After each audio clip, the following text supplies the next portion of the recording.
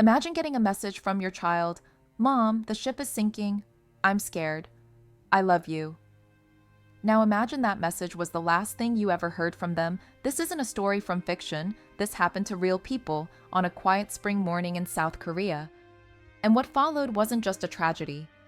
It was a national heartbreak that exposed corruption, broke trust, and sparked a movement that still echoes to this day. This is the story of the Sewol Ferry tragedy, and why it must never be forgotten.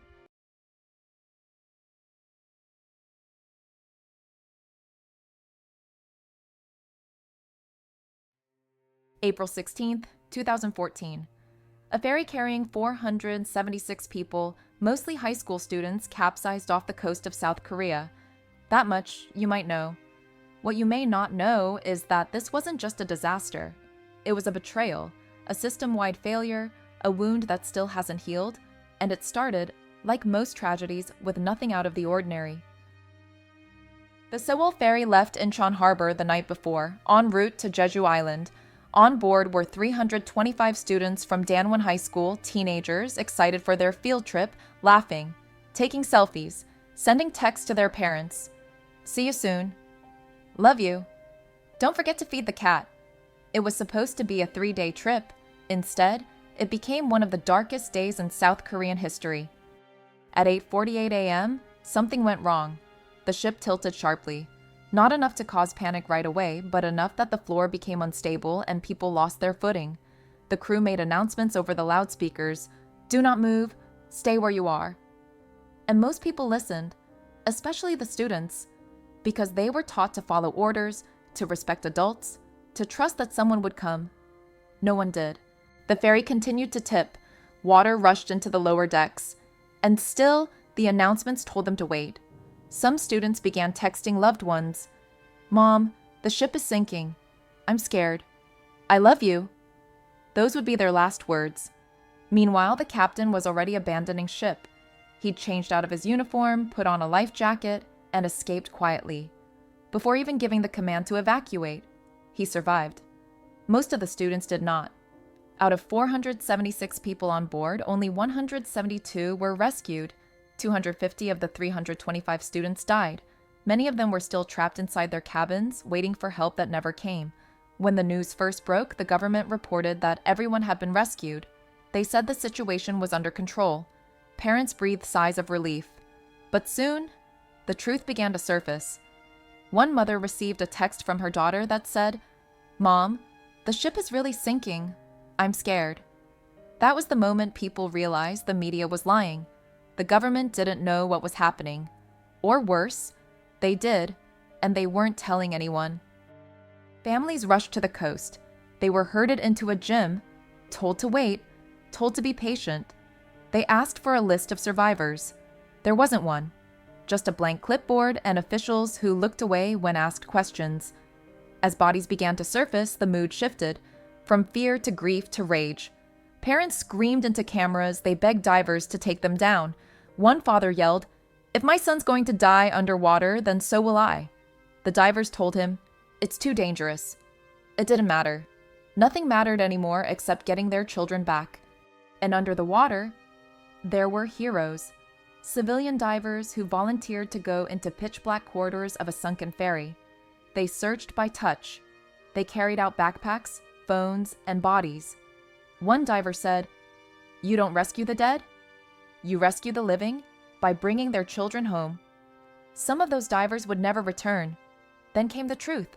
The ferry had been illegally modified, overloaded with cargo.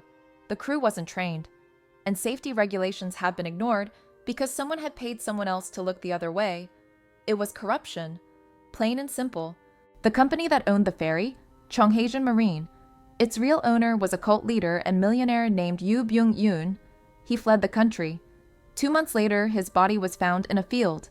No one knows how he died. The captain was sentenced to life in prison. Other crew members were also jailed. But that didn't feel like justice.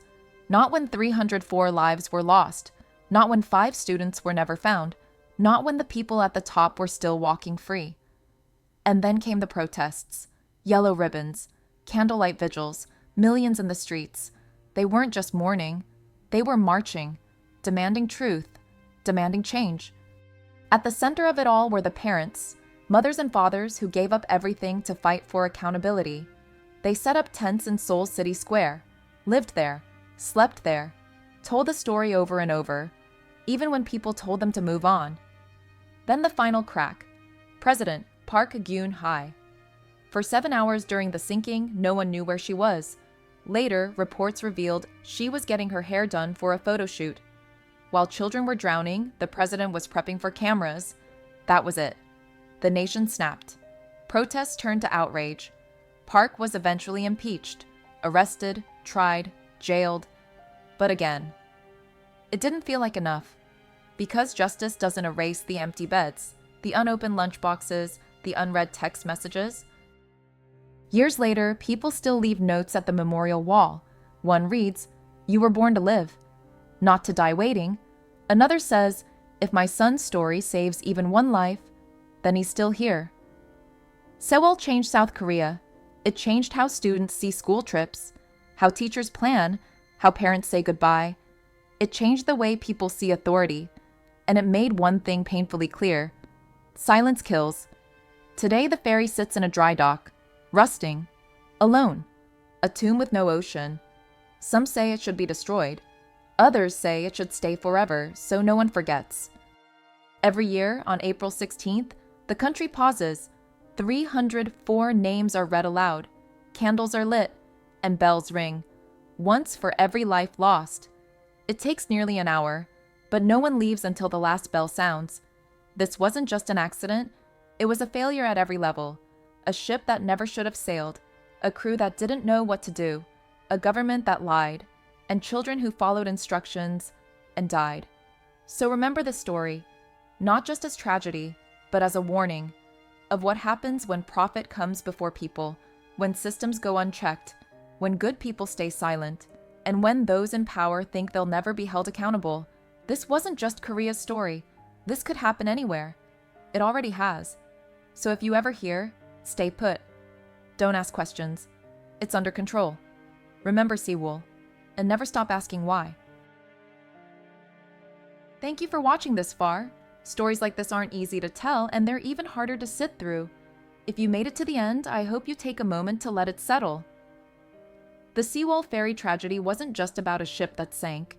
It was about trust that was broken, lives that were lost too soon, and the power of ordinary people, parents, students, divers, and strangers who chose to speak when others stayed silent. It reminds us that systems fail when no one holds them accountable.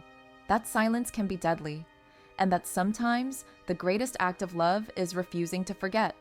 Whether you're a student, a parent, or someone just trying to make sense of a world that doesn't always protect its most vulnerable, this story asks us all to care a little more, to pay attention, to ask questions, and to never take a single goodbye for granted.